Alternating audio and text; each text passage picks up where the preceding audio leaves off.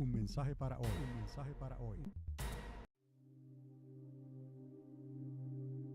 El 1910 y el 1920, que es que esto ocurrió, lo más reciente, hace unos 100 años atrás, esto se manifestó en gran manera sobre Europa y Estados Unidos, este eugenismo.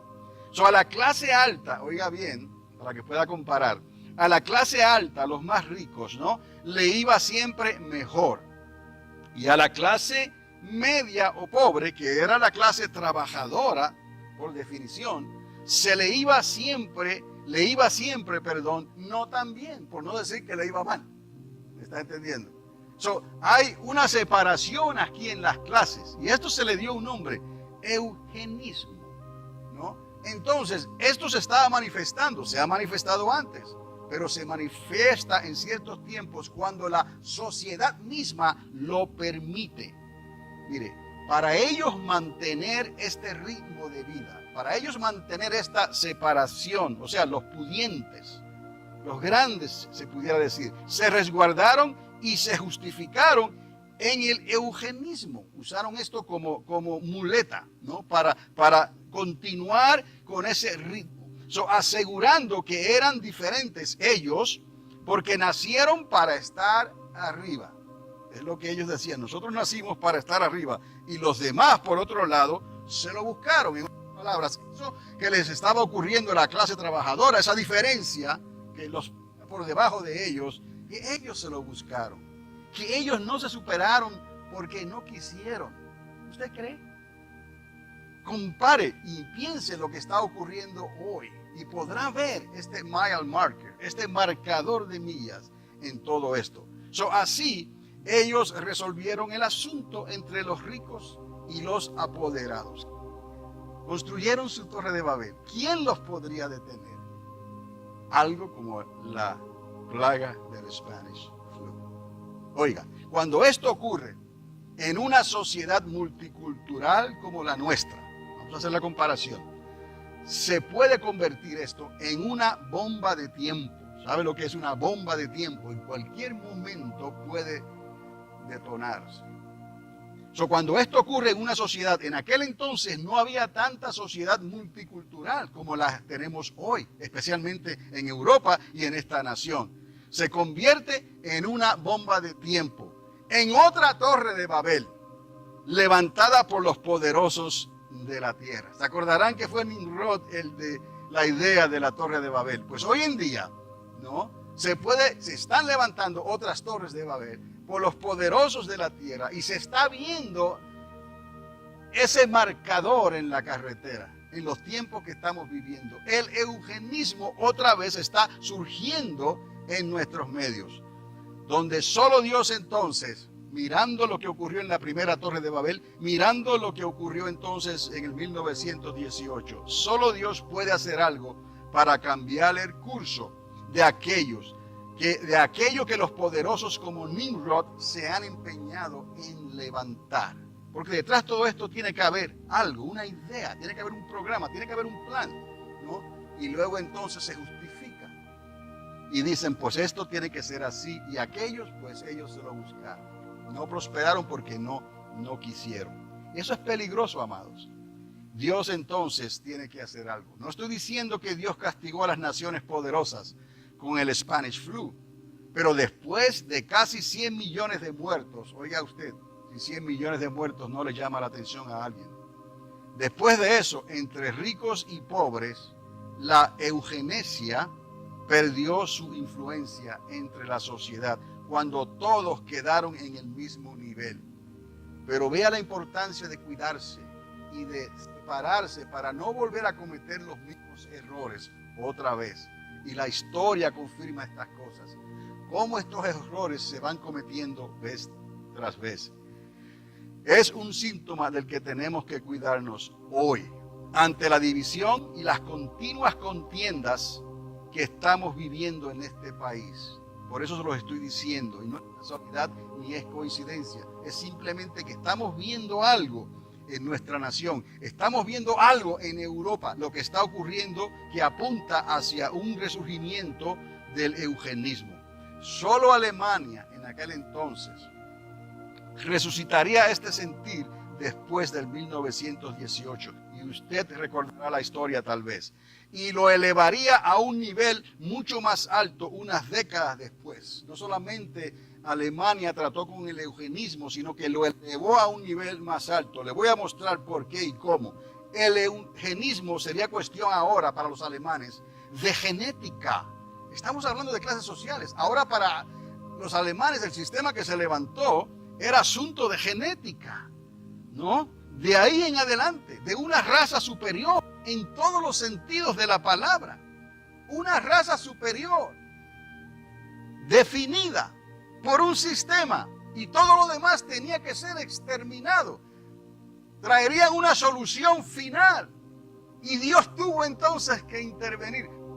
¿Me está entendiendo, amados? Estos son indicativos y señales a nosotros que lo que Cristo dijo, no, eso se está cumpliendo y se va a cumplir al pie de la letra, amados.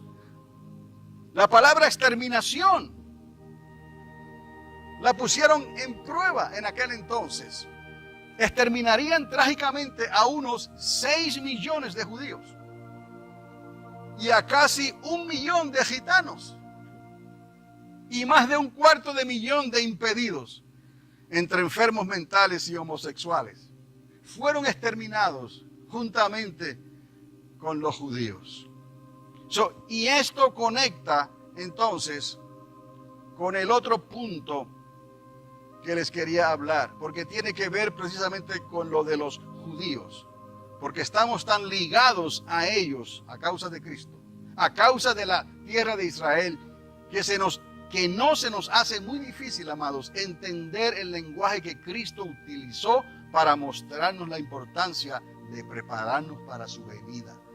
No debe de ser esto un lenguaje extraño, amados. No debe de ser esto algo muy difícil de entender. Si lo recibimos, si lo discernimos, si lo miramos con el oído del Espíritu Santo que está en nosotros, lo vamos nosotros a entender.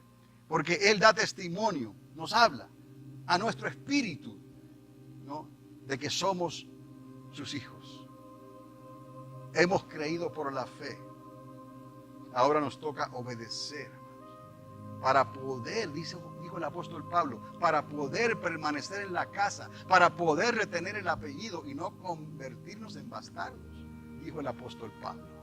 De otra manera, esa gracia se hace vana para nosotros, porque desobedecimos como desobedecieron ellos hace 2000 años atrás, aún con la práctica que establecieron en el Levítico 14, o Levítico 16, perdón, que Moisés les instruyó, la manera en que el pecado podía ser quitado de todo el pueblo. Cristo vino y murió de una vez y para siempre, para que nuestro pecado fuera quitado, de una vez y para siempre, para que nosotros viviéramos en la obediencia a Cristo.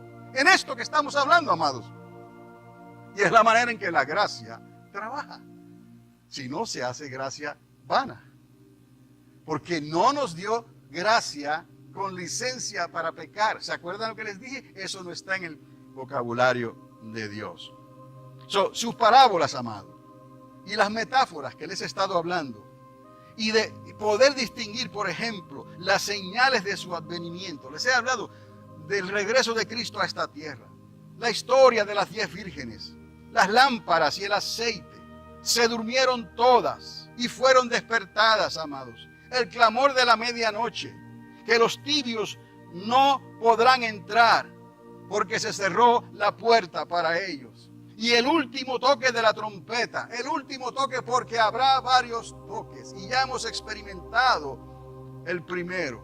Si no, no estuviéramos despiertos y buscando y escuchando la palabra que Dios nos está hablando. Y yo espero que esto traiga inquietud a tu corazón, que esto traiga preocupación a tu corazón, especialmente para el sacerdote del hogar, para el padre de familia, porque hay muchas cosas que están en juego, además de su esposa y de sus hijos. Todo su hogar está en peligro. si no entendemos estas cosas y comenzamos a ajustar nuestras prioridades para servirle a Dios como Él espera de nosotros. Recuerde que ahora el asunto no es tan solo prepararnos para recibir al esposo, prepararnos de la manera que Él nos pueda recibir a nosotros. Son dos cosas que tienen que cumplirse. Es lo que Esdras estaba haciendo. Los voy a preparar, pero es para que Dios los pueda recibir. ¿Me está entendiendo? No es prepararnos a nuestra manera. Es prepararnos en base y a través de la obediencia. Entonces Dios nos puede recibir. Lea lo que Esdras hizo. Y algunos dirán, pero por amor a Dios esto no puede aplicarse en el día de hoy. Dios no cambia, amados. El alma que pecare, esa morirá. Salid en medio del pueblo, salid en medio de la sociedad. Estad en la sociedad, pero no son parte de ella integralmente. No son parte de ella porque no piensas como piensa ella. Usted puede ver algo en la televisión, usted puede ver algo en el teatro, y eso no quiere decir que tú piensas así. Si tú piensas así, entonces algo no está bien. ¿Me está entendiendo? Tenemos que cuidarnos, tenemos que guardarnos, tenemos que guardar nuestro lugar y no dejar de contaminarnos con las cosas de este mundo, porque todo lo que el mundo tiene y hace, todo eso es enemistad contra Dios. Enemistad, amados. Uy, usted y yo no queremos ser hallados enemigos de Dios. Son los dolores de parto, amados. En el otro lado de la moneda encontramos dolores de parto. Un mensaje para hoy.